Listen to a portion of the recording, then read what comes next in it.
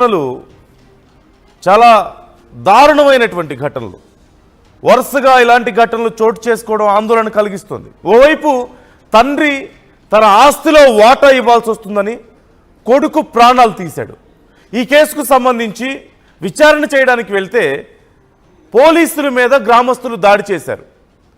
ఇంతకంటే దారుణం ఇంకేదైనా ఉంటుందా? ఆస్తిలో వాటా ఎక్కడివ్వాల్సి వస్తుందో అని మొదటి భార్య కొడుకుని తండ్రే అత్యంత దారుణంగా ప్రాణాలు తీసినటువంటి ఘటన చోటు చేసుకుంది. దానికి సంబంధించి విచారణ కోసం వెళ్తే అధికారుల మీదే దాడి చేస్తున్నారు అక్కడ ఉన్నవాళ్ళు. పల్నాడు జిల్లా క్రోసూరు సిఐ సురేష్పై దాడి జరిగినట్లుగా తెలుస్తుంది. ఒక హత్య కేసు విచారణకు సిఐ వెళ్లారు. ఈ కేసుకు సంబంధించి ఈ నేపథ్యంలో సిఐపై బాధిత కుటుంబ సభ్యులు దాడికి దిగారు. దాడికి దిగిన వారిపై పోలీసులు చివరికి లాఠీ చార్జ్ చేయాల్సి వచ్చినట్లుగా తెలుస్తోంది. అయితే అక్కడ మనం చూస్తున్నాం, పోలీసుల మీద దాడి చేయడానికి ప్రయత్నిస్తే ఇక తప్పనిసరి పరిస్థితుల్లో పోలీసులు తిరిగి దాడి చేశారు. దానికి సంబంధించినటువంటి ఘటనకు సంబంధించిన ఆ విజువల్స్ మనం చూస్తున్నాం. ఆర్టీవీ స్క్రీన్ మీద మీరు చూస్తున్నారు. ఎంత దారుణంగా పోలీసుల మీద దాడి చేస్తున్నారు గ్రామస్తులు అక్కడ. అయితే తమను తాము కాపాడుకోవడానికి ఇక పోలీసులు కూడా తిరిగి లాఠీ చార్జ్ చేయాల్సి వచ్చినట్లుగా తెలుస్తోంది. మరోవైపు ఘటనకు సంబంధించి ఒకసారి అంతకుముందు జరిగినటువంటి ఈ తండ్రే కొడుకు ప్రాణాలు తీసినటువంటి ఘటనకు సంబంధించి వివరాలు ఒకసారి చూస్తే, అచ్చంపేట మండలం పుట్లగూడెం గ్రామానికి చెందిన బూక్య వెంకటేశ్వర్లు నాయక్ తన కుటుంబ సభ్యులతో కలిసి 3 నెలల క్రితం ఎర్రబాలెం వచ్చాడు. గొర్రెలు మేకలు మేపుతూ వాళ్ళు జీవనం సాగిస్తూ ఉంటారు. అయితే పొలాల్లోనే తాత్కాలికంగా గుడిసెలు వేసుకొని వారు జీవనం సాగిస్తున్నారు. వెంకటేశ్వర్లు నాయక్కి 2 భార్యలు ఉన్నారు. మొదటి భార్య కోటేశ్వరమ్మ 20 ఏళ్ల క్రితం వివాహం అయింది.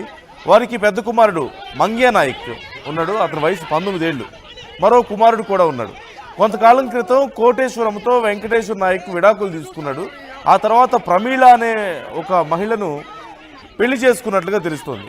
మొదటి భార్య కుమారుడు మంగ్యా నాయక్ తండ్రి వద్దనే కూడా అతను ఉంటున్నట్లుగా తెలుస్తోంది. అయితే ఆస్తిలో ఎక్కడ వాటా ఇవ్వాల్సి వస్తుందో అని ఆ కుమారుణ్ణే కుమారుడి ప్రాణాలు తీసినట్లుగా తెలుస్తోంది. ప్రాణాలు తీసి ఆ మృతదేహాన్ని కాలువలో పూజ చేశాడట. మంగ్యా నాయక్ బంధువులు ఈ విషయాన్ని తెలుసుకొని క్రోసూరు పోలీసులకు సమాచారం అందించారు. దీంతో పోలీసులు అక్కడికి చేరుకొని నిందితుడు వెంకటేశ్వర నాయక్ను అదుపులోకి తీసుకుని ప్రశ్నించగా దానికి సంబంధించి ఆ నేరాన్ని అంగీకరించాడు కూడా. ఈ క్రమంలో మొదటి భార్య కోటేశ్వరమ్మ బంధువులు ఎర్రబాలెం చేరుకున్నారు. వెంకటేశ్వర నాయక్ను అడ్డుకునేందుకు ప్రయత్నించారు. ఈ క్రమంలో సిఐ సురేష్ను వారు అడ్డగించారు. దీంతో వాగ్వాదం చోటు చేసుకుని ఆ తర్వాత మృతదేహాన్ని వెలికి తీయడంతో వైద్యులు పోస్టుమార్టం నిర్వహించినట్లుగా తెలుస్తోంది. పోలీసులు బందోబస్తు ఏర్పాటు చేశారు. అయితే విచారణ కోసం వెళ్ళాడు ఆ వెంకటేశ్వర నాయక్ అనే వ్యక్తిని పోలీసులు అదుపులోకి తీసుకునే ప్రయత్నం చేయడంతో మొదటి భార్య బంధువులు అక్కడికి చేరుకొని, అంటే అతన్ని మాకు ఇచ్చేయాలి అనే ఉద్దేశంతో దాడి చేశారా అనేది ఇక్కడ ఒక ముఖ్యమైన అంశం కనిపిస్తుంది. ఒకసారి అక్కడ పరిస్థితి ఏంటో చూద్దాం. గొడవ జరుగుతున్నటువంటి తీరు, అసలు ఏం మాట్లాడుతున్నారు, గొడవ ఎలా జరుగుతుంది, వాళ్ళు ఏం మాట్లాడుతున్నారో ఒకసారి చూద్దాం డైరెక్ట్గా.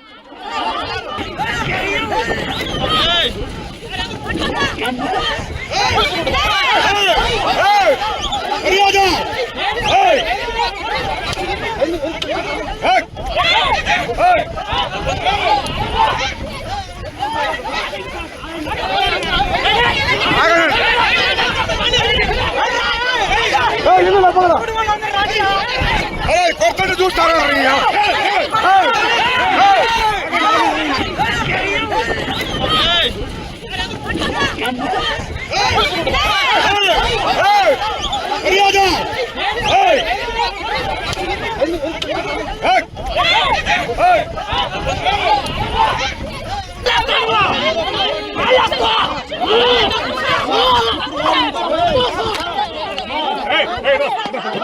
వివాహం 2006లో నా వివాహం అయింది. మాకు 2 పిల్లలు పుట్టారు. 2 మగ పిల్లగాళ్ళై పుట్టారు. చిన్న పిల్లగాడు కొద్దిగా ఎర్రగా పుట్టిండు. అంటే ఈ పిల్లగాడు కంటే చిన్నోడు కొద్దిగా ఎరుపు పుట్టిండు.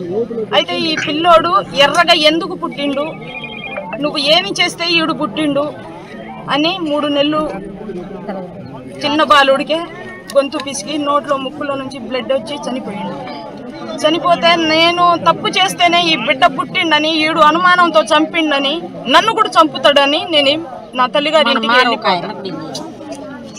తల్లిగారి ఇంటికి వెళ్ళిపోయా. నన్ను చంపుతాడు నా మొగుడు, నా బిడ్డకే చంపిండు, నన్ను చంపుతాడని నేను వెళ్ళిపోయిన తర్వాత చిన్న పెద్ద కొడుకు ఉండిపోయిండు కదా, వాడి కోసం నేను కేసు పెట్టి Sattenapalli Suribabu lawyer, government lawyer ఉన్నాడుగా, నా సైడ్ను వాదించిండు.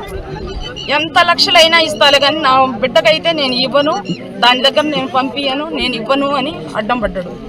మళ్ళీ ఇంటికి వచ్చి ఒకసారి వార్నింగ్ ఇచ్చిపోయిండు. పిల్లగాడి కోసం కేసు పెట్టి నన్ను స్టేషన్కి నడిపిస్తే నువ్వు ఉండవు, నా కొడుకు కోసం నువ్వు రాకూడదు, నా కొడుకు దగ్గరికి నువ్వు రాకూడదు, దూరం నుంచి నీ కొడుకు అగపడితే చూసుకోవటం తప్ప నా కొడుకు అని కూడా నా దగ్గరికి రాకూడదు అని అన్నాడు నా భర్త.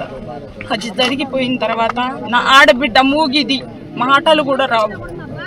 ఆమెకి ఏ గొడవ అయిందో నాకు తెలియదులే కానీ తనే చంపేసిండు. అప్పుడు నా విడాకులు నా విడాకులు అయిపోయిన తర్వాత మా అత్త అడవిలో తీసుకెళ్ళి ముక్కలుగా నరికేసిండు. పుట్లగూడెం అడవిలో ముక్కలుగా నరికేసిండు. ముక్కలుగా నరికేస్తే నా కొడుకు తీసుకెళ్దామని మళ్ళీ వచ్చా నేను. అత్త లేదుగా, నా బిడ్డకి రెండో భార్య చూసిద్దా లేదా అని నేను వస్తే చండ్రతండ టేజీ అని ఉంటుంది, అక్కడ అడ్డం పడ్డాడు నాకు. దానికి బట్టి గతి నీకు పట్టిద్ది, కొడుకు వదిలిపెట్టిపోతే నువ్వు బతికిపోతావు అన్నాడు. 200 మందిలో నుంచి చేయి వదులుకొని ఈ కొడుకు తీసుకెళ్తే నన్ను చంపుతాడా, నా బిడ్డకు వదిలేస్తే నా బిడ్డకు చంపుతాడా అని అయితే నేను టెన్షన్ పడి కొడుకు చెయ్యి వదిలేసి ఇంక వెళ్ళిపోయా. దాని తర్వాత 2-3 సంవత్సరాల తర్వాత మళ్ళీ మా మామకు కూడా స్వయాన చంపింది. అంటే నాకు మా మామ, సొంత మామ అంటే వెంకటేశ్వర వాళ్ళ తండ్రి, తన్ని కూడా చంపేసిండు. తనకు చంపేసిన 3 సంవత్సరాలకే మళ్ళీ ఇప్పుడు ఉన్న నా బిడ్డకు కూడా చంపేసిండు. టోటల్గా ఎంతమంది చంపాడు? 5గురిని చంపారు. ఇంకా 3 ఉండారు. ఇప్పుడు చంపేవాళ్ళు, చంపటానికి ఇంకా 3 ఉండారు. బుక్య గోపి, పెద్ద గోపి, బుక్య రామారావు మా మామ, బుక్య తులసిబాయి, నాతో 4. ఇంకా నేను బయటికి వస్తే మీరు 4 ఉండారు, నాకు టార్గెట్, మీకు లేపుతా. 3 నెలల్లో వస్తా, 3 నెలల్లో వస్తా, మీరు ఉండరు. మీ 4 చంపినా అదే 3 నెలలు నాకు. కుటుంబాన్ని అత్యంత దారుణంగా చంపేశాడు తన భర్త అంటూ భార్య చెబుతుంది. రంగు కొంచెం తెల్లగా ఉన్నందుకు అసలు ఎవడికి పుట్టాడు వీడు అంటూ తనని హింసించాడని, నెలల చిన్న బాబును గొంతు నిలిమి చంపేశాడంటూ చెప్పింది. ఆ తర్వాత తన ఆడపడుచుకు మాటలు రావు, తన ఆడపడుచుని అతను ప్రాణాలు తీసినట్లుగా తెలుస్తోంది. ఆ తర్వాత అత్తని ఎక్కడో అడవిలోకి తీసుకెళ్ళి, అంటే అతని తల్లిని అడవిలోకి తీసుకెళ్ళి ముక్కలుగా నరికి ప్రాణాలు తీశాడు, చంపాడు అంటూ ఆ మహిళ చెప్తుంది. ఆ తర్వాత తన మామని, అంటే అతని తండ్రినే, సొంత తండ్రిని కూడా చంపేశాడు అని చెప్తుంది. తర్వాత ఇప్పుడు కొడుకుని, పెద్ద కొడుకుని, ఇంకా కొన్ని రోజులు బయటికి వెళ్తే ఇంకో 4 ఉన్నారు, రేపు జైలు నుంచి బయటకు వచ్చిన తర్వాత మీ 4 కూడా నేను చంపేస్తానని చెప్పేసి అతను మాట్లాడుతున్నాడట. వింటుంటే ఇంతకంటే భయంకరమైనటువంటి మనుషులు ఇంకా సమాజంలో ఉంటారా మన మధ్యలో? వీళ్ళు కదా మృగాలు, నిజంగా మానవ మృగాలు అంటే ఇంతకంటే ఉంటారా? రాక్షసులంటే ఇది కదా రూపం, ఇంతకంటే ఏదైనా డిఫరెంట్గా ఉంటారా రాక్షసులు అంటే?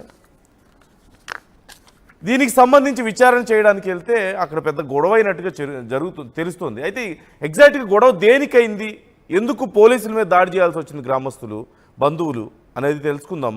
రాజేష్ ఉన్నారు, మా ప్రతినిధి. రాజేష్, ఏంటి ఇంత భయంకరమైన హత్యలు జరుగుతుంటే ఇన్ని రోజులు మరి ఎందుకని ఎవరు కంప్లైంట్ చేయలేదా? చేయడానికి భయపడ్డారా?